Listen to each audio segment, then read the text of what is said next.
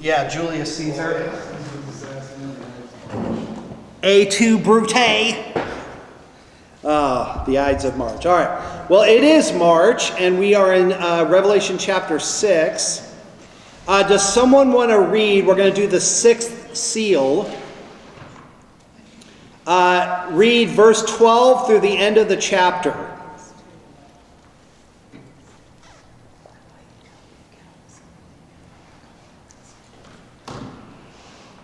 When he opened the sixth seal, I looked, and behold, there was a great earthquake, and the sun became black as sackcloth, the fullness like blood, and the stars of the sky fell to the earth as the fig tree shed its winter fruit and shaken by a gale.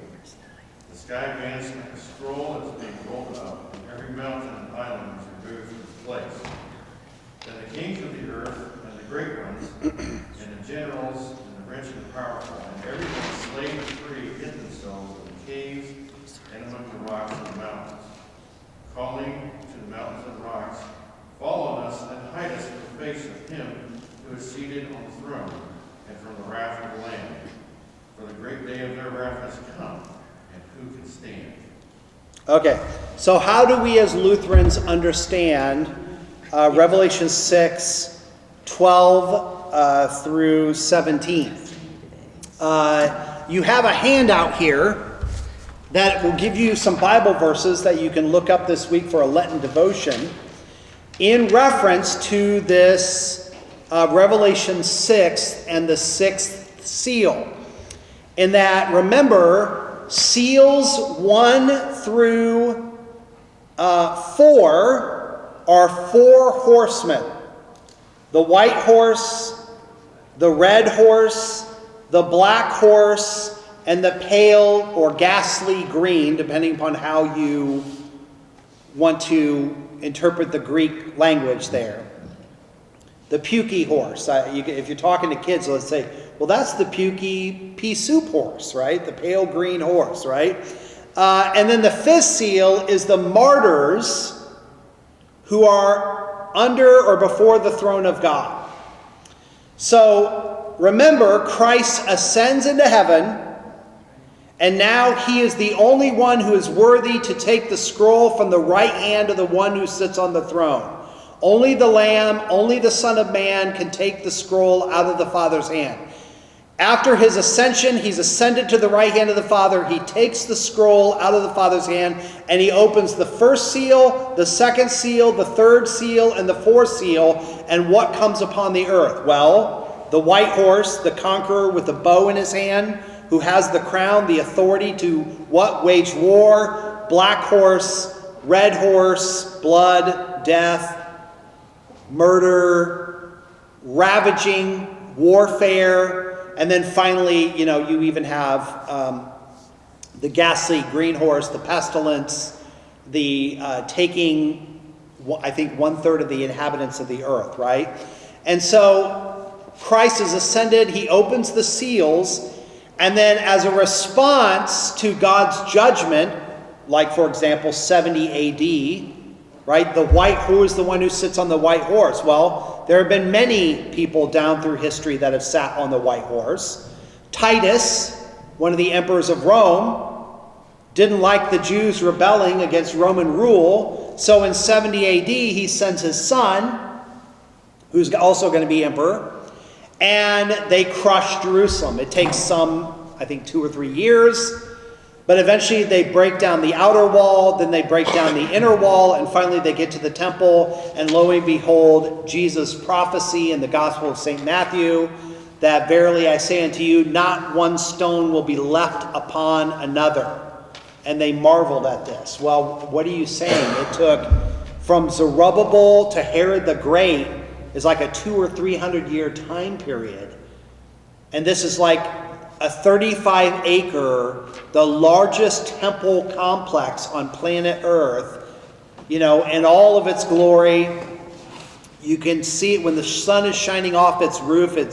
It's copper roof, and there's gold leaf everywhere, and each stone has a gold bead, right? The stunning nature of it all, its majesty.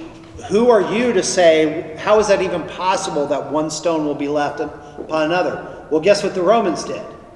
They were so, shall we say, unhappy with the death of their comrades during the 3-year siege that they just said, okay, the Babylonians burned the first temple made of wood to the ground. You can't burn a stone temple, but guess what you can do?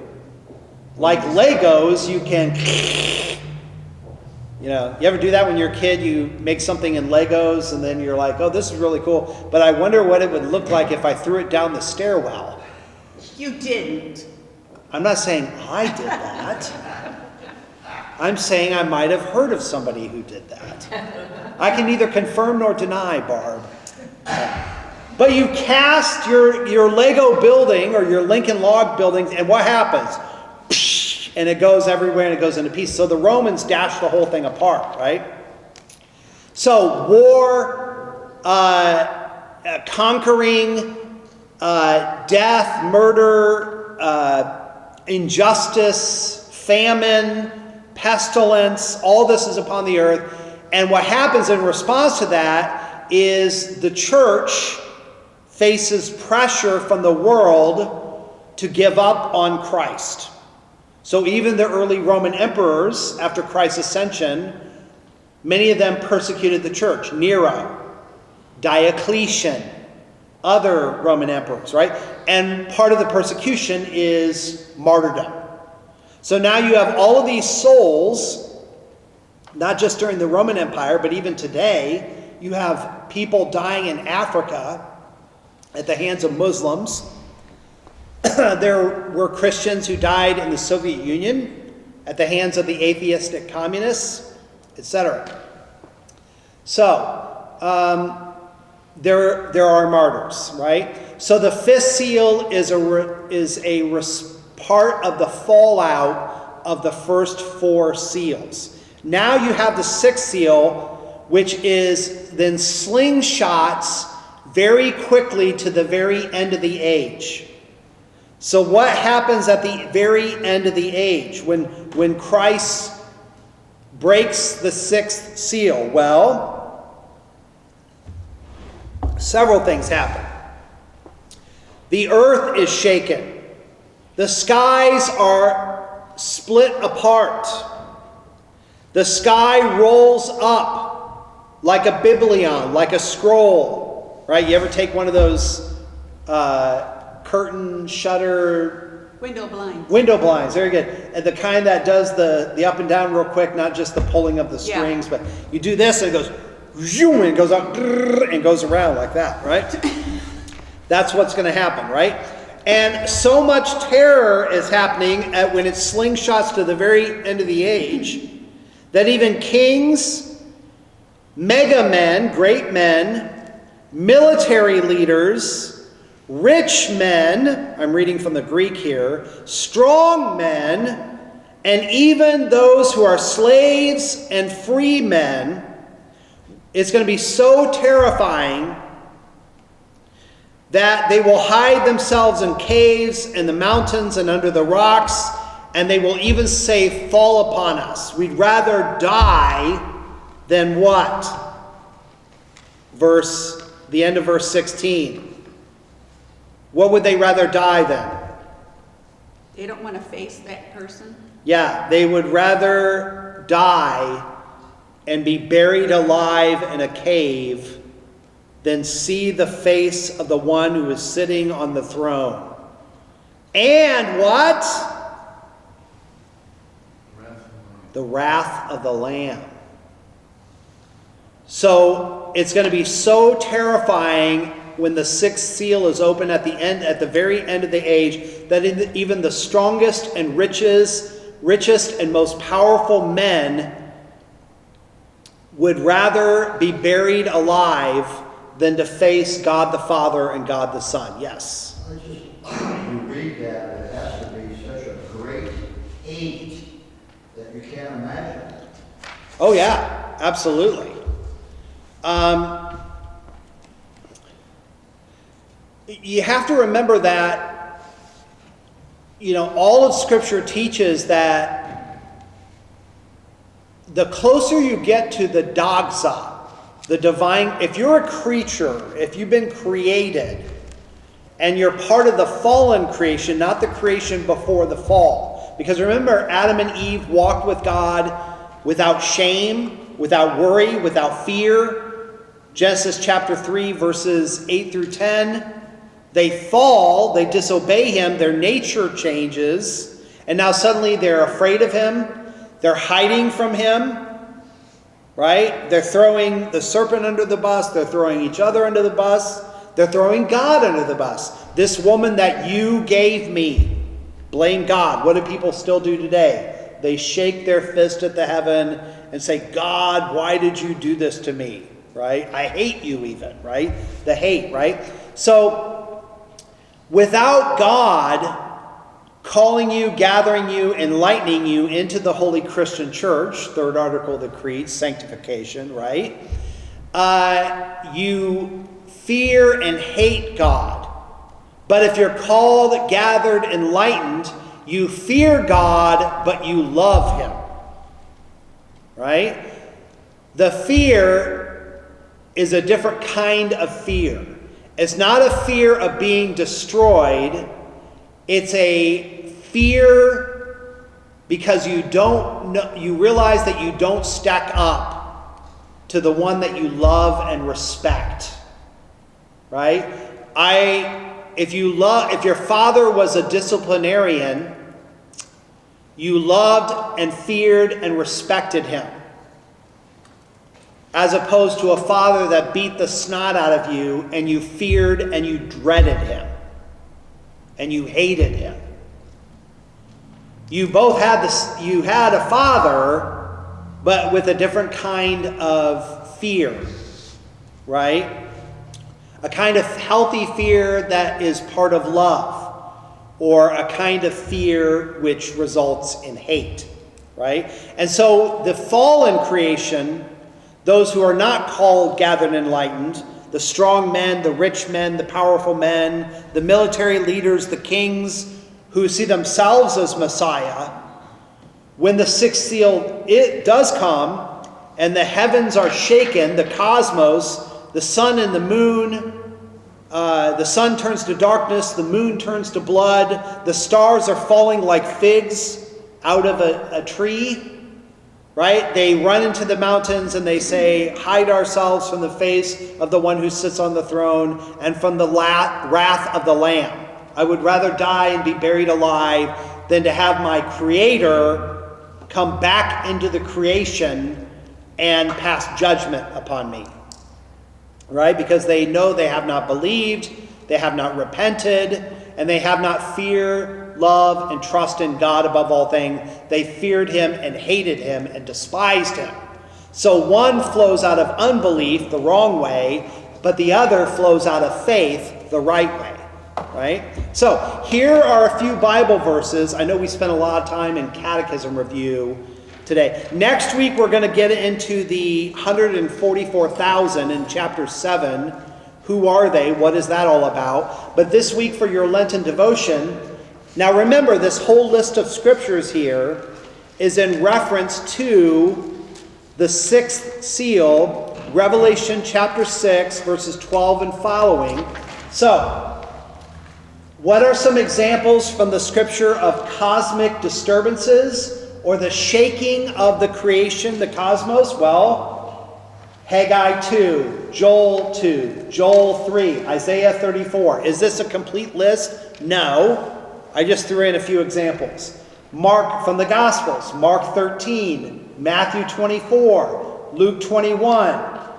Now, why is God shaking, standing over the creation? Remember, I gave the example earlier of a young rascally boy like myself standing over an ant mound and getting excited about taking a magnifying glass and using the sun's energy to burn the ant mound, right?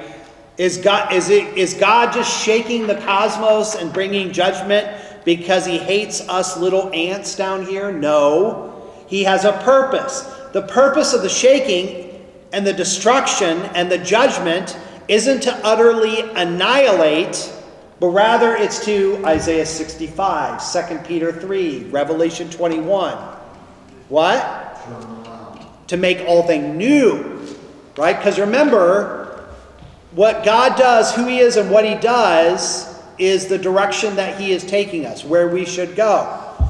We have this life, like Jesus, we're born in this world, we live, we suffer, we die. But is that the end of the story? No. Is Holy Week does our life end with Good Friday and Holy Saturday, the tomb? Is that the end of the end? That's a very depressing novel, right? No, it ends with the resurrection, where he makes all things new. So the purpose of the cosmic disturbing, the purpose of God's judgment and wrath is to make all things new. The new Jerusalem, the new heavens, the new earth is the end of the story of my life, and they put his body into the dirt. The end. That's my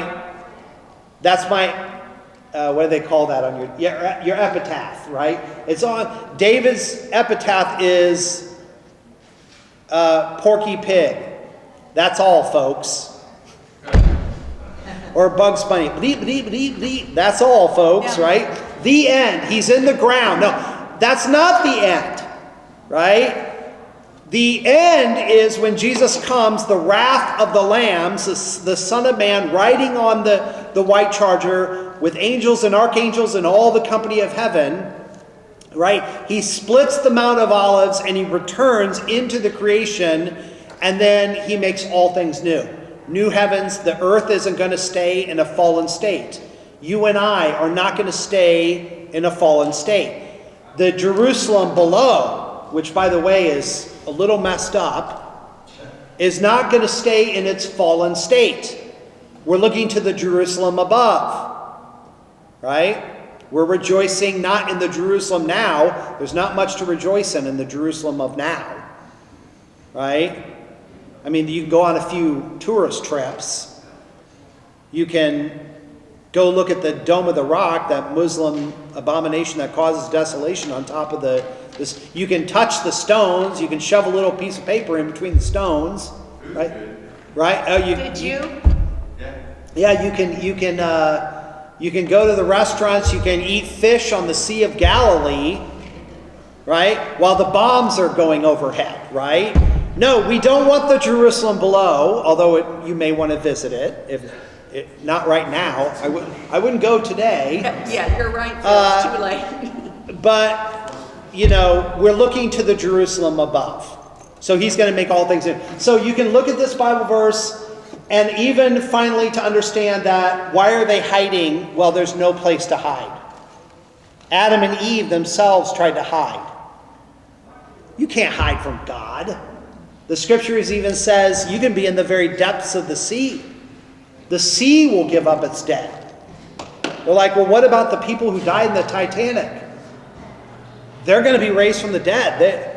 Their bones are coming out of the watery grave. I don't care if you went to the bottom of the Mariana Trench.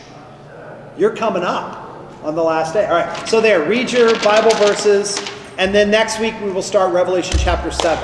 Yes. We have something for all the other seals, so is the sixth seal, the one word would be judgment? Yeah, so he's going to shake the cosmos, judgment, but the judgment has a purpose, which is resurrection and making all things new. So there is a day of wrath, just like when you punished your kids when they were young. The purpose of the punishment wasn't to destroy them, it was to correct everything. But we had a white horse, a red horse, we had martyrs.